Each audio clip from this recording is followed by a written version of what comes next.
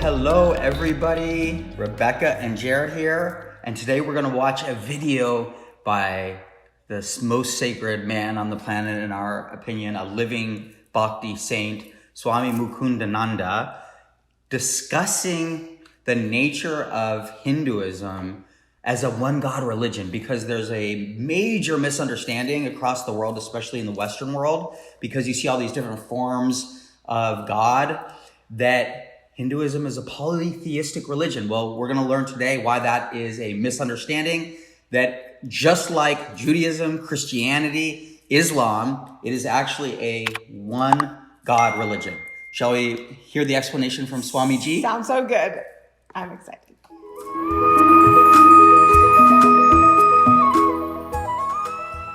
There is one God. There are no two gods. It's not like this is the God of the New Testament, this is the God of the Old Testament, this is the God of the Hindus, this is the God of the Jews. There is one God whom everybody is worshipping.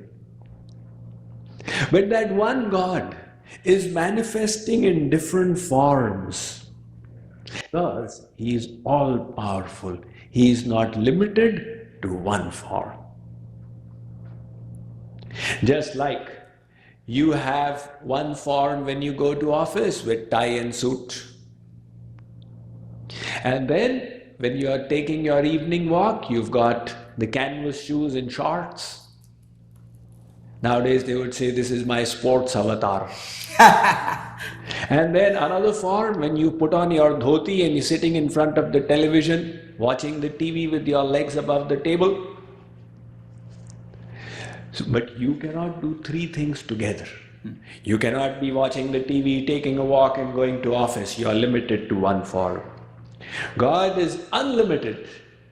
He can manifest Himself in different forms at the same time.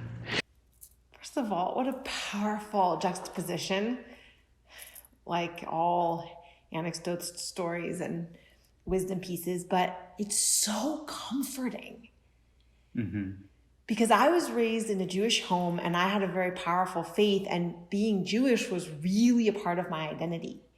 And when I made some changes in my life and evolved and realized that I'm both Jewish, I can keep my cultural Jewish identity and keep doing Shabbat, and those things matter to me, but also embrace the wisdom teachings of the Vedas through Swamiji and his mastery over learning to master the mind, learning to connect to the heart, learning about higher purpose, that to hear him talk about it's one God. So it's, if you have faith in something higher in the universe and you don't know what to call it, and you're raised in a certain faith, like you had different faiths in the home too, it's so comforting. It really is like you can relax into that higher truth, that I'm not a hypocrite, or I'm not abandoning my family or my heritage, or I'm not doing something wrong by changing my religion. I'm just expanding my knowledge and deepening into the higher truth of the one God that I already loved and wanted to know more about.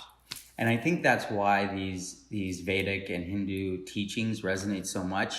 We have the choice, the autonomy. Very few religions give autonomy and choice to the seeker. How do you relate most to God? What does God feel like and manifest like for you, right? I was raised both Christian and Jewish, and I was always told, ours is the right way, everyone else is the wrong way. Ours is the right way, they're wrong. Versus the infinite truth, that it's all the same. That doesn't mean they are different gods. They are different forms of the one God. The Vedas say, Ekameva dvitiyam brahma, ekam sat, vipra bahudha vadanti, ekam samtam bahudha kalpayanti, eko hi rudro, dvitiyaytasthur yaima loka nishata ishanibhihi. Shvetashvatar Upanishad. The Vedas, different Vedic mantras are saying, there is one God. So, the devotee who has understanding is able to respect God whichever temple he goes to. My Lord Krishna is here in this form. My Lord Krishna is here in this form. Just like an actor Amitabh Bachchan. In one movie, he's become a policeman. In a second movie, he's become a dacoit. In a third movie, he's become a postman.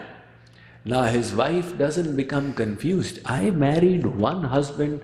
How come I've got three husbands now? She knows these are the different avatars of her one husband. Similarly, in one form, God is the king. So, God, Jesus, Buddha, Adonai, Allah, Krishna, Hanuman. It's just amazing. One source. Yeah. Sometimes I invoke different aspects of God based on what I'm going through. So when I'm going through a really powerful, challenging stretch and life feels like it's pounding down on me or problems are mounting up, I try to invoke Shiva, that this is destruction. It's forcing me to grow and transform by giving death to old attachments, old beliefs, right?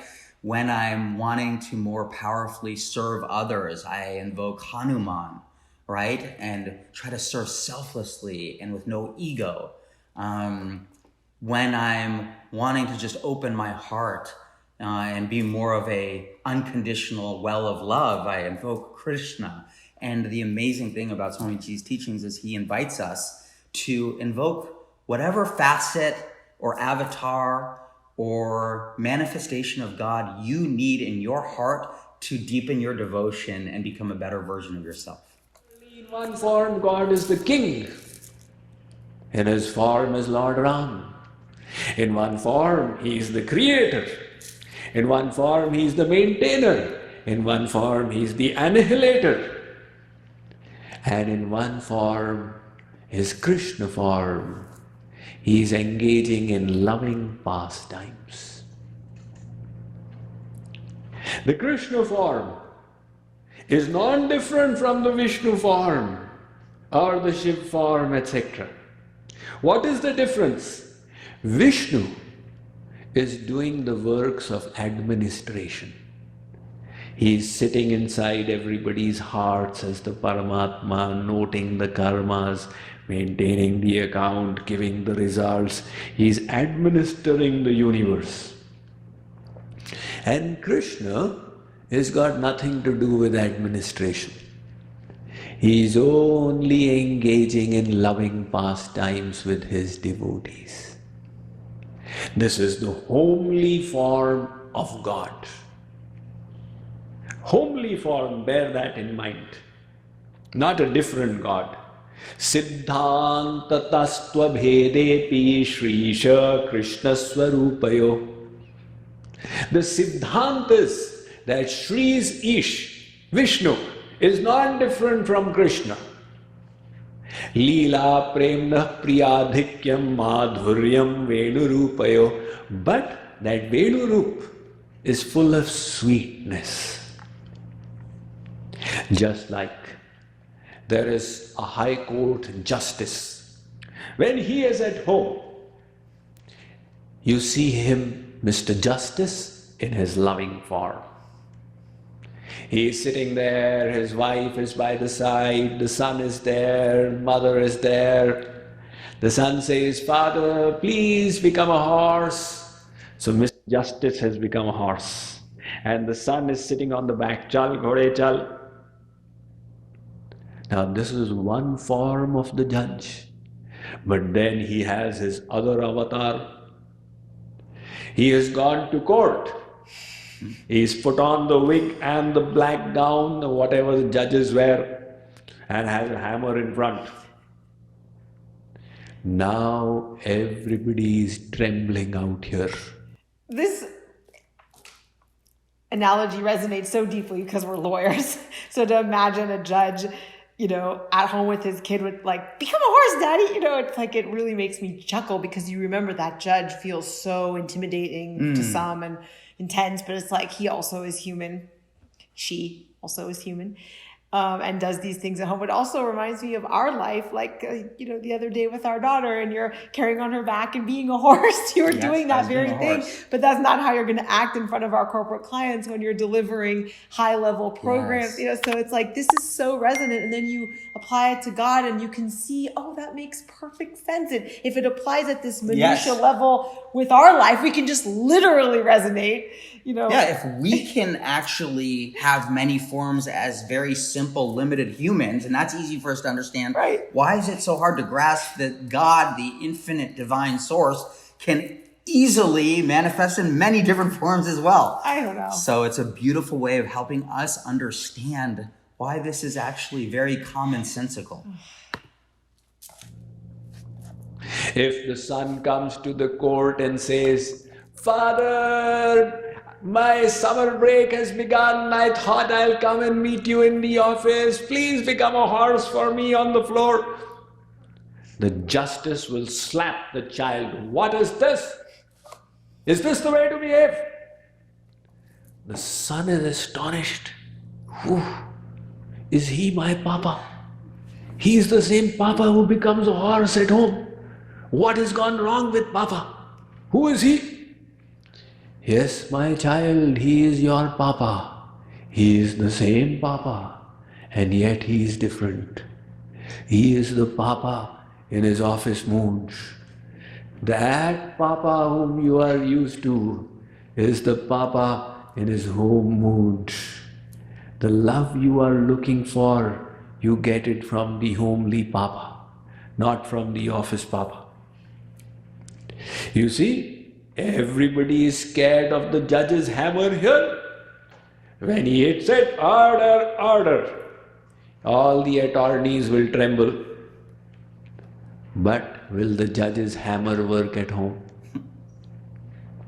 If the judge says, "My wife unnecessarily quarrels with me and bickers, I'll take my hammer and wield its power at home."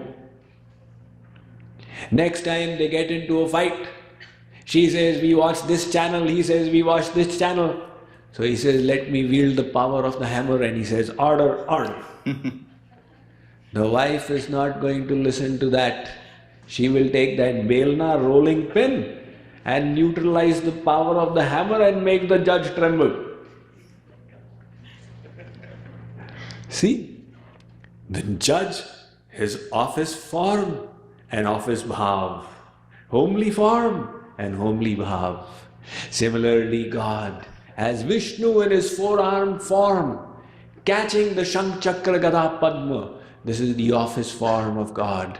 And as Krishna, it is his homely form. I think something to ask yourselves is, what form of the divine resonates most with you? Which one increases your devotion? Which one allows you? Swamiji always tells us, which one allows you to connect more deeply to the divine? And choose that one and honor that one. And it doesn't have to conform to any preconceived notion. Follow your own heart, he tells us. And it's the same God, it's the same divine truth, just however it most lands and resonates in our own limited human mind. Amen. I second that. It's beautiful. Thanks for watching, everyone. We're really grateful that you've been with us. If this is your first video, hello. Continue watching and please comment. We'd love to hear from you. Like, subscribe, do all those things down there. And we'll see you next time. Bye, everyone. Bye. Blessings.